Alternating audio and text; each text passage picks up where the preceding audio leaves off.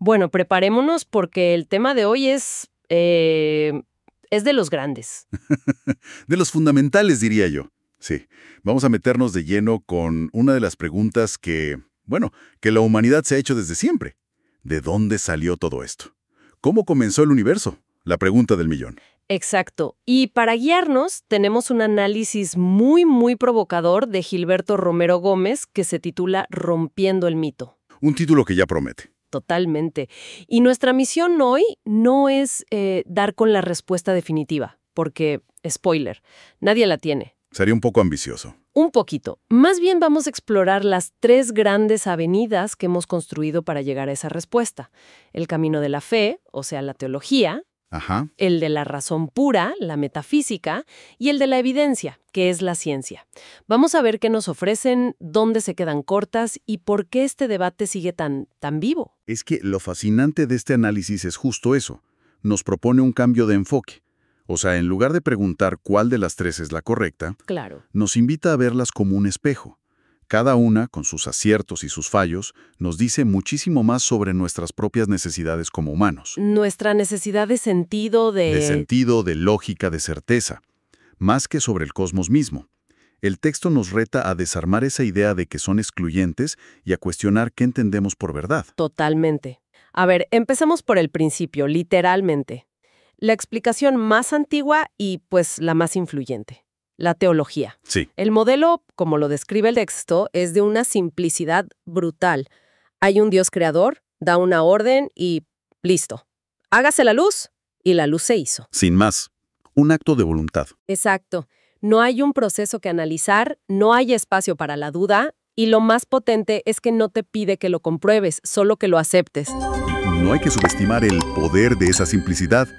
Psicológica y socialmente es una estructura potentísima. El análisis subraya varias ventajas, ¿no? A ver, Primero, te da una certeza absoluta en un mundo que a menudo se siente caótico. claro, te da seguridad. Segundo, elimina la angustia del azar. Si todo lo diseñó un ser superior, entonces nada es casual. Todo, hasta el sufrimiento, tiene un propósito, Un porqué. un porqué. Y tercero, establece un orden, una jerarquía.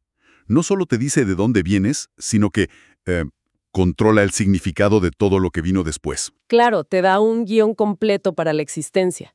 Pero justo ahí es donde el autor empieza a señalar las primeras grietas en esa pared de certeza. Ujú. La teología, por su naturaleza, afirma, no demuestra.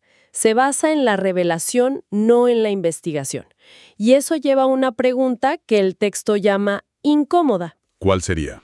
Si asumimos que hay un único Dios verdadero, ¿por qué permitiría miles de religiones con miles de relatos de creación distintos, que además se excluyen entre sí?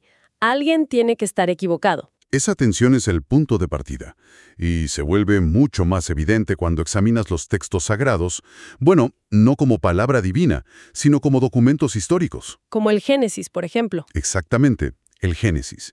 El autor señala que no es una narración que surgió de la nada, del vacío. Tiene paralelos clarísimos con mitos de creación mucho más antiguos de la región, como el poema babilónico Enuma Elish. El Enuma Elish. A ver, recuérdanos un poco, ¿qué tipo de paralelos menciona el texto? ¿Hablamos de ideas generales o de detalles que son muy similares? Hablamos de detalles sorprendentes. Mira, en ambos relatos, el universo se crea a partir de un caos acuoso, oscuro. Primordial. ¿Ok?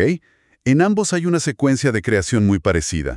Va de la luz a la creación de un firmamento que separa las aguas, luego la tierra seca, los astros y, al final, los humanos. La estructura es la misma, entonces.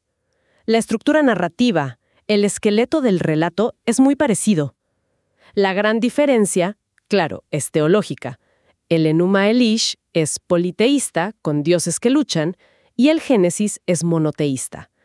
Pero la influencia cultural parece directa. Eso que mencionas es fascinante, porque te obliga a preguntar si los redactores adaptaron historias que ya existían.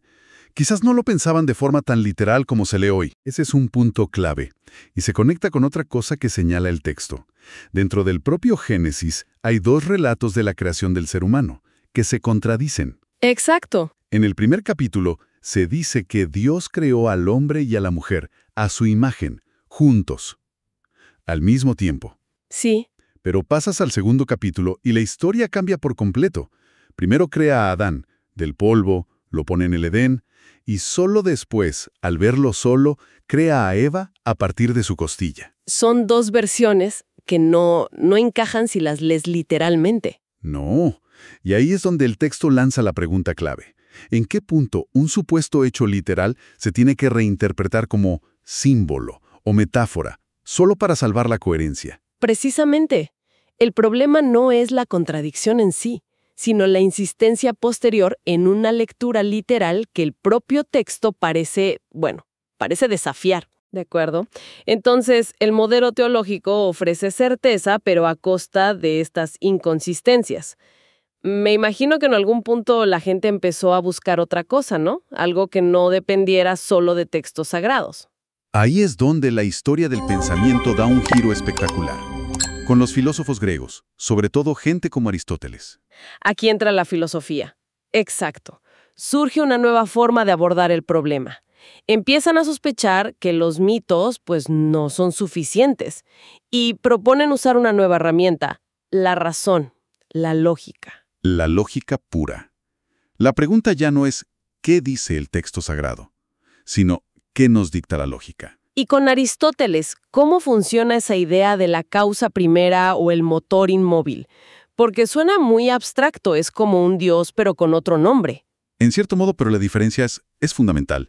La lógica de Aristóteles, como la explica el texto, es como una cadena de dominós. Ok, Ves que una ficha cae porque la anterior la empujó, y esa por la anterior.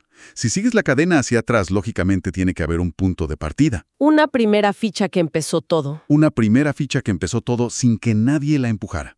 Ese es el motor inmóvil. Pero fíjate, la gran diferencia es que no es necesariamente una deidad personal, con voluntad. Es, ante todo, una necesidad lógica para que el universo tenga sentido. Entiendo. Es una conclusión a la que llegas pensando, no creyendo.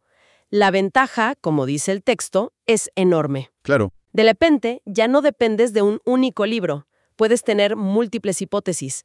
Y la duda, que en la religión es un problema, aquí se convierte en el motor. exacto. La pregunta cambia de «esto es así porque Dios lo dijo» a «si el universo existe, debe haber una razón lógica y podemos intentar deducirla». Se abre el campo de juego.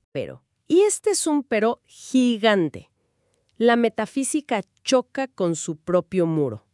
Es un ejercicio mental brillante, pero Se queda ahí. se queda ahí. Piensa el origen, lo deduce, pero no puede probarlo. Conceptos como el ser necesario o el absoluto son profundos, pero inverificables. No los puedes medir. Ese es su talón de Aquiles. Queda atrapada en un lugar intermedio, muy incómodo. ¿Es demasiado racional para la religión? Claro, Pero demasiado abstracta para la ciencia, porque sus conclusiones no se pueden confirmar con experimentos. Es un puente, pero un puente que no llega a ninguna orilla. Y entonces, después de siglos de fe y razón abstracta, llega la gran ruptura, la explicación científica, la teoría del Big Bang. Aquí cambia todo. aquí es donde la cosa se pone realmente interesante.